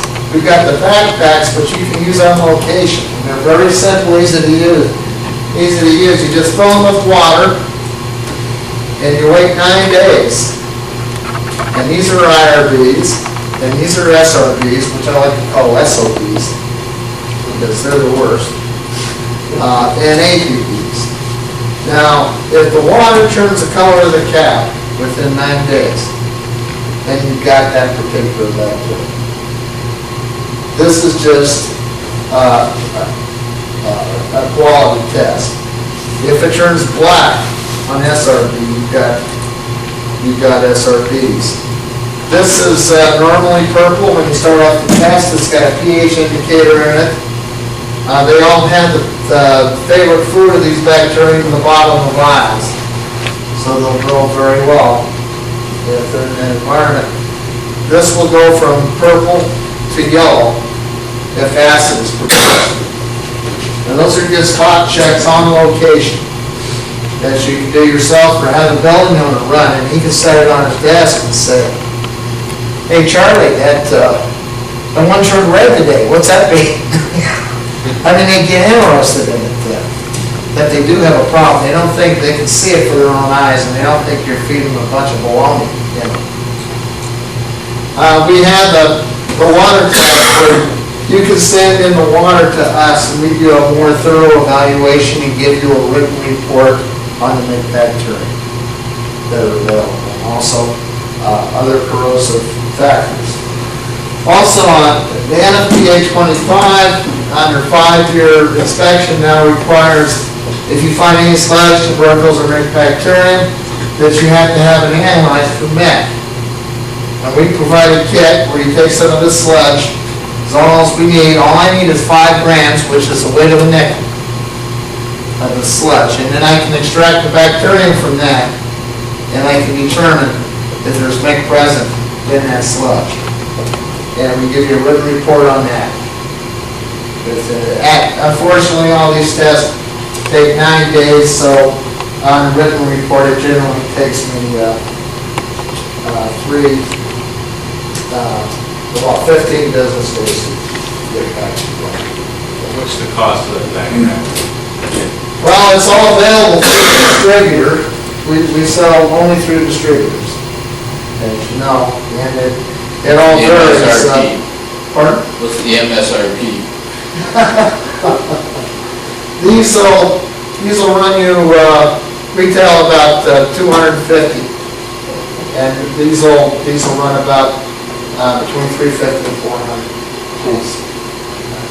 Now, when would you use these? I mean, are these something when you were first putting the system in, you would test the water? Yes. And maybe when you found some leaks later on, you'd retest it? Right. If you find this and you do put in a remediation, this is a good way of keeping track of your remediation. Also, see if it's working. Doug, item 3 there, you're saying 5-year deposit kit. That means that where you have to take and do an interior inspection in 5 years per NFPA, you should be sampling that every year then, if you find sludge? Yes. Every 5 years? It's a requirement. Yeah, it'll increase the cost of testing. Now, I know, but you know, they tried to skirt around this issue, and they kept on coming back to the same problem. You know, if you do have that sludge in there, you probably have a MEC problem. I I'm just saying, building owners, I can see are gonna scream when testing prices start going up. And we're gonna scream even louder if the pipe starts leaking and coming apart. That's Yeah. true. I understand. I'm on your side, Ed, but I just said, No, that would having be just true. got yelled at some today because, what 25 said, and they said, well, how come we didn't done that before? I said, didn't say that. Well, you can change the requirements of drive-by inspections, still gonna cost the same. Right. Exactly. It's the difference between the drive-by and the real inspection. You're exactly right. The other way to look at that was, we're on the other end of that, we get to diagnose the disaster after there's been one. And the $250 or $350 is about 1 hour's time with subrogation attorney that is going to try and fry your backside because you didn't do the testing. And so you got tremendous protection against litigation. And unfortunately, you're all considered the professionals in the case, and you're supposed to know this. I mean, that's, when it comes down to a court of law, you know how lawyers are. Well, you're a professional what? How come you don't know this? Doesn't it make you wonder if the water test would be a precursor to a bid? I would think it should be. And why even get involved in bidding system without knowing? Well, the way things are today, I don't know if I would or not. And, unfortunately, there's a very large fire sprinkler contractor back east, very large, not you guys, not nearly the size of you guys. But they called us and they said, please, let us know about your remediation program. And I said, we're very, very interested. And he said, well, we had something happen to us. We got sued because there was a MEC-related incident and we didn't do any testing for it or any kind of recommendations for treatment or anything for $4.3 million. Oh shit, now there's case law. It just got worse. Yeah. They lost. Yes. So one thing we found is that in service, unfortunately, this economy, people are looking towards, instead of new installs, they're looking a lot at the service and inspections. And we're picking up a lot of sprinkler contractors that are doing inspections, and it's a good revenue maker for this. And it's good it's good to have the knowledge. Why can't you go back to the water purveyor and say, hey, you're giving me water that's laced with this bacteria? Well, you have to actually, when you do that, Brad, you actually have to go back and sue the EPA. Because they're the ones that give the federal recommendations for the Standard Drinking Water Act. And you have to have permission from the EPA to sue them. So. And they have to have their permission to deviate from their standards. You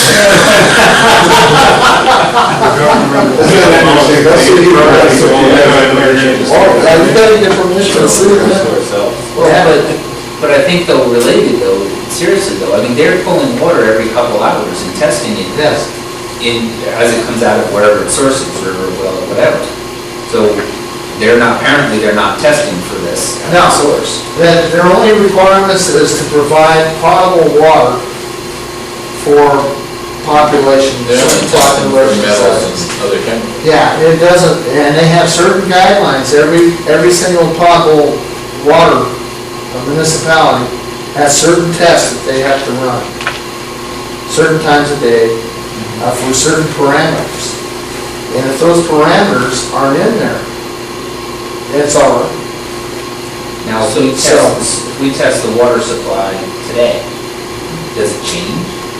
A week from now, could we have Nick that we didn't have a week ago? Well, yes, you can, and I'll tell you why. It's a weird deal, but you can have, according to what time of the year it is, whether you're getting, whether you're using well water in a heavily agricultural atmosphere, increases nitrates, and there's all different kinds of things that affect the water supply. So testing it when I install it helps, but it doesn't Right. change much. Testing it when I do the annual inspection helps, but Yes. doesn't tell me the other 364 days a year. It's Right. not. But if there's one thing you have, it's in your file that you did do it. So, I mean, I hate to be that way, but I mean, that's, you know, Well, actually, though, testing the water concurrently with your annual would be very conclusive, because that water's not going out no. unless something discharges. So that's the water that you just filled the system with. right. But I'm just thinking, now as far as the original test for you guys to have though, shouldn't that be required by building permit then at that point? I mean, that would be the best place. Well, I think You it would go be the first. best place to do it, definitely. And I, to tell you the truth, I was part of the original big committee on 13. And we were all just scrambling, trying to get something in place to try to stop this. We're sure into hysteria, as you all know. I mean, it was hysteria there for a while, and there's no reason to do that. But we were just trying to get something in place at that time, and it's evolved. But to me, I really think it should be a commission. Do you think, Chris, do you think the local people would do this, require water samples for that? Why? Well, it's already in 13. No, but I mean, as far as when they issue a building permit to have that result back from the owner or whatever. Yeah, I think it sounds redundant. So in 13, that's just as much law as building code, fire code. So I think it's redundant. What you're talking about is educating the HJs to actually enforce that one sentence. Right, but also so that you would have those results prior to bidding the project.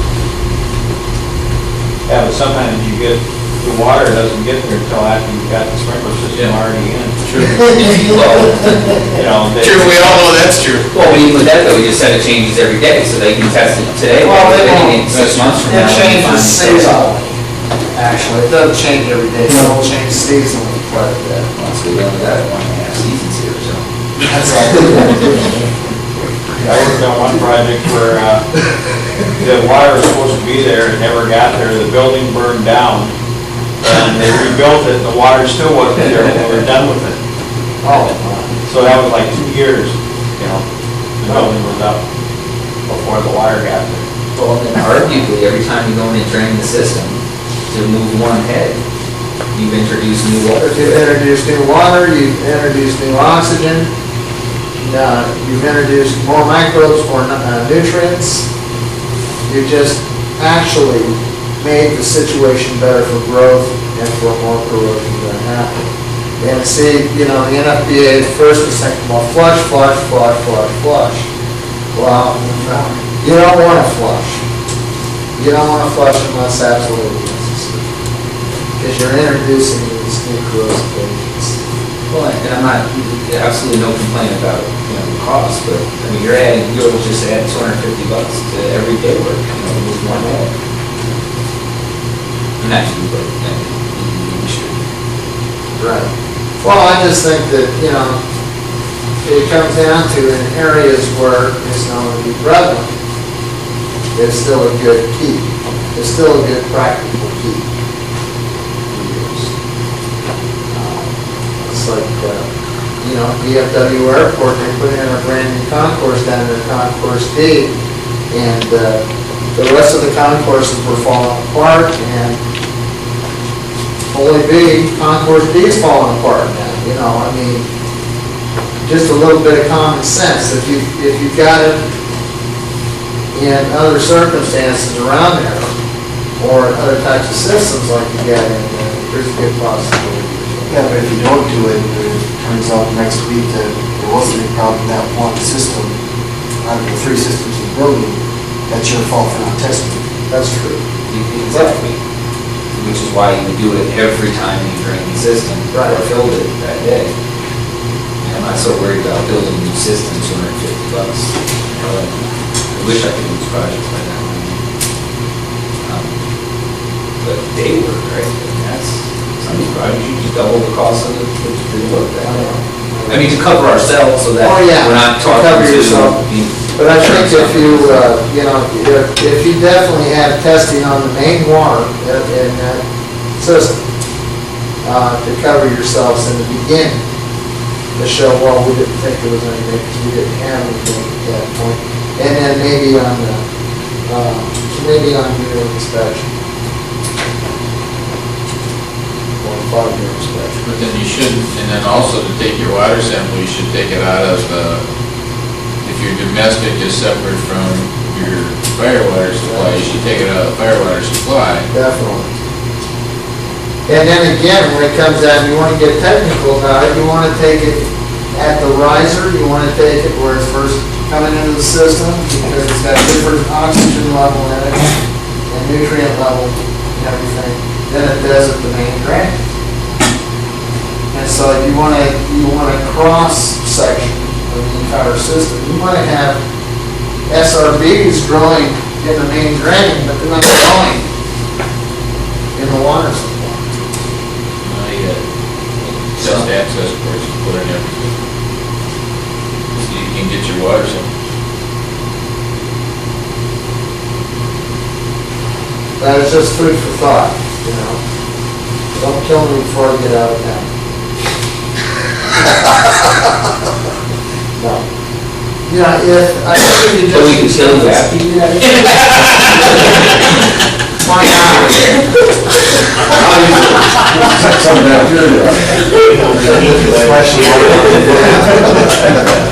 Don't worry, they tried to kill me last year, the bacteria did, but they didn't succeed. I don't know if you guys have seen these. This is our corrosion monitoring station, riser mount. We brought it down to eye level so you can see what's going on in the system. This is actually a window that you can take a look inside. You can create water-to-air interface in here to replicate your system at the top of the system, so you can see what's actually going on there. You put 2 coupons down and 2 coupons up. You can visually inspect them, that this can be isolated from the system, and you can pull these out, visually inspect them, or you can send them to me, and I will do the calculations for mils per year weight loss on corrosion coupons to see what kind of a life of the system we have. Are we talking about coupons, or we're just talking about plugs? Pardon? You're putting a piece of pipe in there, or it's just a plug? Actually, they're little strips of metal that have been pre-weighed. And we don't have Okay, much so of that's those. with a certain metal in it, you screw the whole thing in? Yeah. I see. But we've come up with a better idea since then. You can still do this. But we came up with the Corrosion Pro, which actually is a probe in it, and it has an 8 mil wall thickness on here. So, if that 8 mil wall thickness corrodes through, it sends it to the pressure switch, which sends an alarm to the fire path to let you know. And that is representative of the system, or do you need them again in various places? Right, well, you can put them in various places. Well, if you put it on a riser, that's great, but if you have a skylight, blaze, or you have a high temperature HVAC room. Special circumstances, I would put them in there. And I will tell you that right now we're doing a price adjustment on these, and these are coming down in price. We want to move these, we want to get them out there and to be useful. And it's going to give you more insight of where it's corroding through. It's going to give us data. Now, is that watching for all 3 mix and oxygen? Well, actually, any corrosive forces at all, it will be affected, that 8 mil wall will be affected. So nick or not, it'll... Nick or not, it doesn't matter. What's the metal? Is it one of those things, these things light, so that it goes faster than the pipe wall? It's, no. No. It's I'm thinking that's a good thing. If you put something that right, went definitely. faster, that's good, because we can catch it before it really gets the light. Right, now, it's the same. Same, some carbon steel, but The because we wanted to keep the same type, but, you know, they generally consider NACE, National Association of Corrosion Engineers, they consider that 5 mils per year loss through corrosion is not too bad. So we decided at 8 mils, so we'd be like a year and a half letting that solve this corrosion. So, in other words, it's still way faster than your pipe. This is Yeah, thinner. definitely. It is thinner than a pipe hole. Right, so this will save Schedule 10. It'll just tell you that you got those corrosive issues in your piping system and do something about it. Right, it'll give you the warning on Schedule 10 you need. Because generally you don't get a warning, you just get the pinhole leaks. So even in natural air, you're gonna have to replace those every year and a half? Not if you've got good corrosion protection on your system. So the building superintendent says, oh, I can't do that, get another probe. And when he orders another probe, we write it down. Oh, we went through 4 probes before it started. 4 probes in 6 months, gee. The probe must be effective. Maybe Brad should get out there and see what his problem is. That's interesting, those look like thermometer walls. Yeah, pretty similar. So what is the size of the thread? I believe that it's 3/4. You just spread that pressure switch in the back of it. Yep. When reading you're good, pressure you're bad. Right. It's covered. That might give a visual more. We do have a patent pending on this is not my idea. Is that what we're looking at there? Actually, I thought we were looking at Yeah. the top picture, but as well as corrosion monitors. That's actually one of the corrosion monitors on one of the 4 places for the probes. Yes. So you can still have 3 probes in there and a corrosion monitor. And you can take a flashlight and look in there and say, oh my God, what's going on? That does not come for $250, I'm sure. It's not too far off. No, The bottom one. We're trying Are you to, talking about the piece? The top one. The top one is more than $250. yeah, we're looking at $500. Hopefully a little bit more. What, is there an advantage to the test apparatus versus the top one? Is there an advantage to it? You suggested before that you were moving towards the probes. Well, we're moving towards probes, and we like to use them on our corrosion monitoring stations. I foresee a time when we just started installing probes in various parts of the system by themselves. And there's no reason why, can you think of any reason why we can't do that now? But it's got to be wired, it's another cost. Yes, Yeah. definitely. It's gotta be wired. Now, of course, you can make it wireless with a little transmitter in there, and you don't have to wire all this stuff. It's true. Get to work. That's true, they're working on it right now. Oh, jeez. Well, I'm a cat, so I'm the boss. Well, yeah, because it's not a fire code issue at that point. I was gonna say, it doesn't have to You're go to fire supervising at all. corrosion, you're not, Right. it's not life safety, so, Just go right back to there being. yeah, it could be part of it, I don't know. Where did you hear the insurance I'm companies? seriously, they're working on it right now. Where did you hear the insurance companies moan on the cost and the risks of leakage? That's when we get called, has there been a leak? And I don't know, how do we prevent it? What's going on? They might keep these in mind. And those are probably more likely to prevent leaks than cause them. Yes, definitely. Definitely. Okay, so corrosion mitigation, I'm gonna try to speed it up here a little bit. You're getting to the 2-hour Dry the air, okay? Temperature control, skylight removal in some cases. Material choice, of course, higher scheduled pipe, if you good, galvanized, etc. Elimination of trapped air in the system, and chemical coatings and biostats, which I'm going to expand upon here.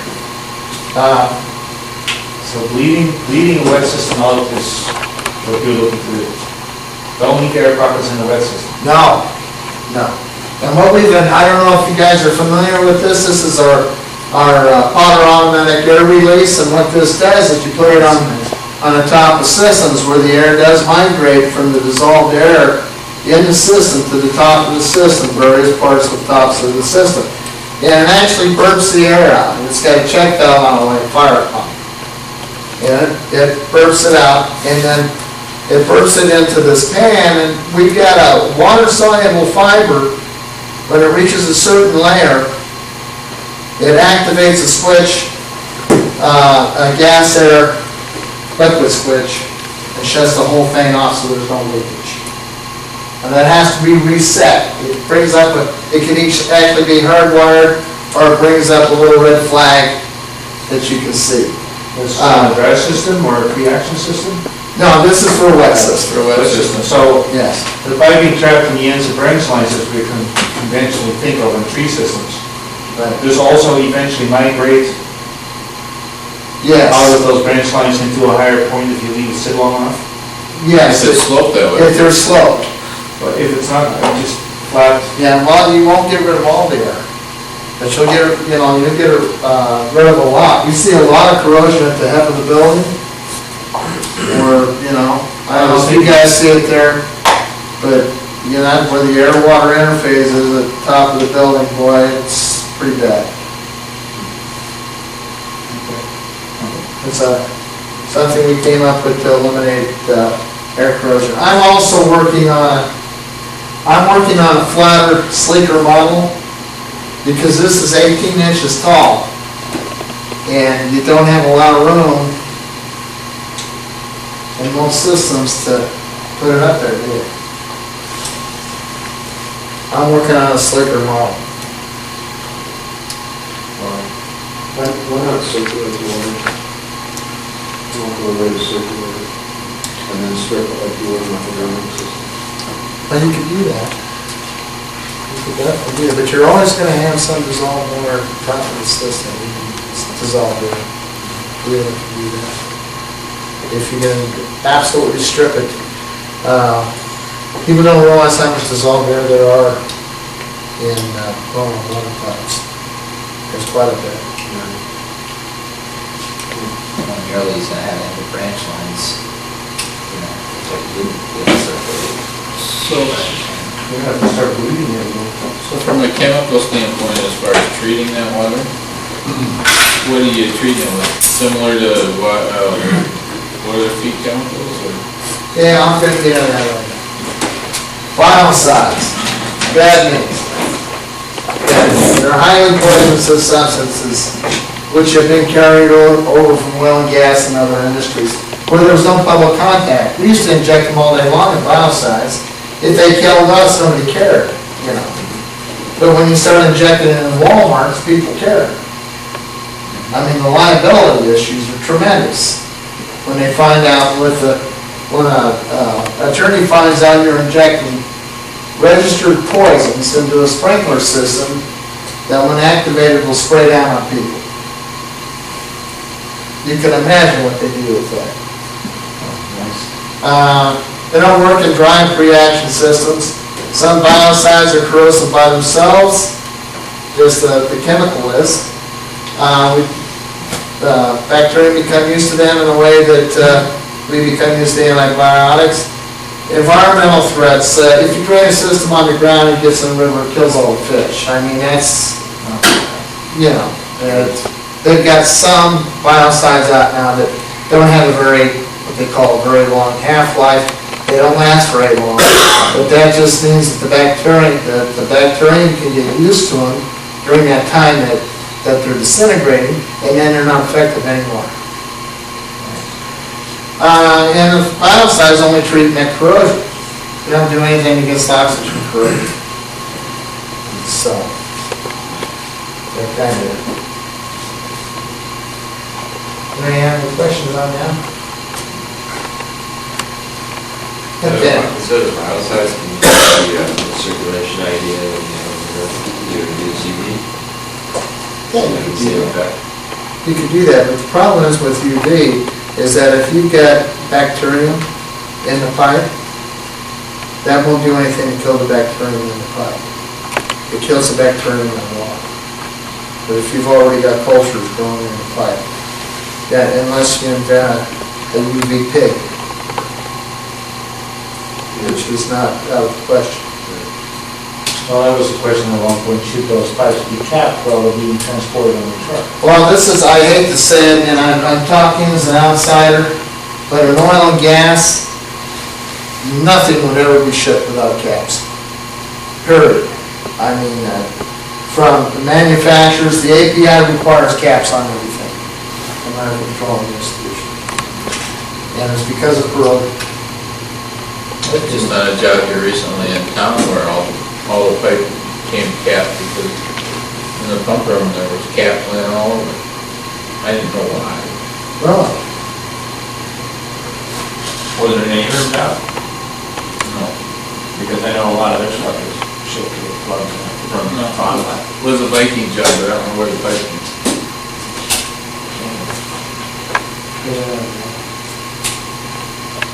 Conventional coatings, paint and epoxy, they're great. They must be done at the manufacturers. And they also create what's called micro cracking.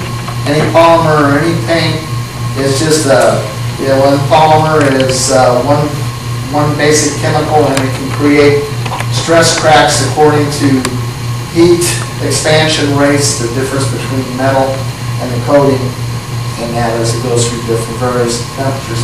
And the vacant and the oxygen corrosion go right through those cracks, and they love it. Then you get under deposit corrosion, which is one heck of a mess. You've all seen it on 53 Chevys. You know, where it goes in underneath the fender and starts corroding the entire body out under the paint.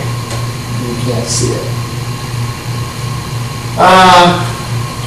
Then you have, then you have coatings that have biostats that are in the coating, which is a good idea. It really is. But you still have the problem of micro cracking in those because they're a polymer, and they still, because of the expansion and contraction. So you still end up problems. Some coatings can be applied after the installation of the fire sprinkler pipe. Also, all the coatings that are done on pipe, they get cut, welded on, fabricated. It exposes the oxygen layer, which I'm going to go into in a second here.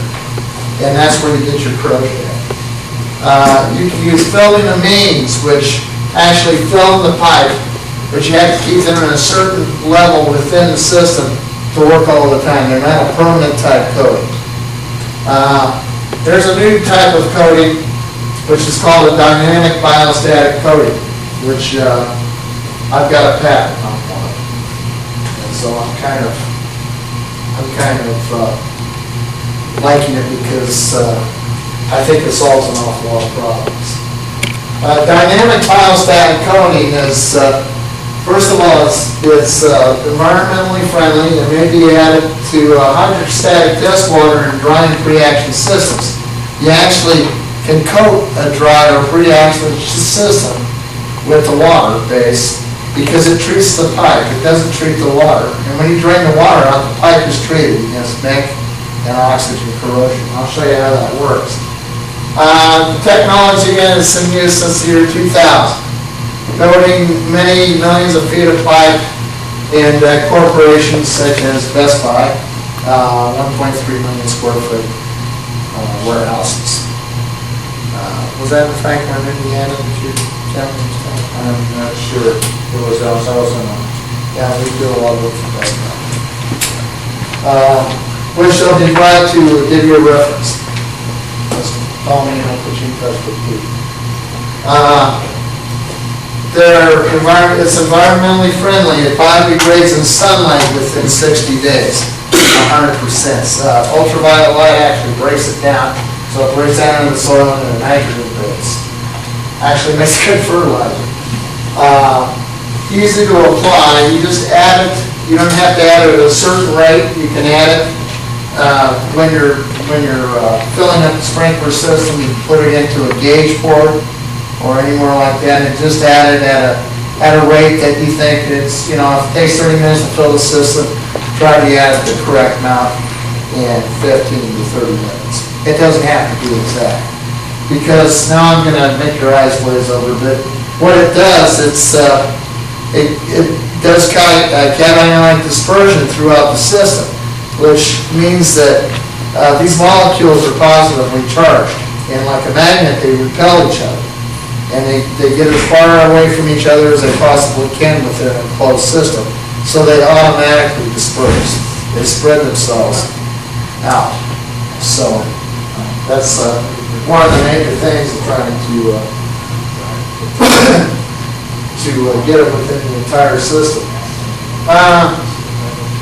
It's attracted the oxygen on the piping of metallic walls permanently bonds to the surface because the oxygen has a negative coating, a negative charge. So it's a positive charge, so it's an ionic bond that actually pushes it out.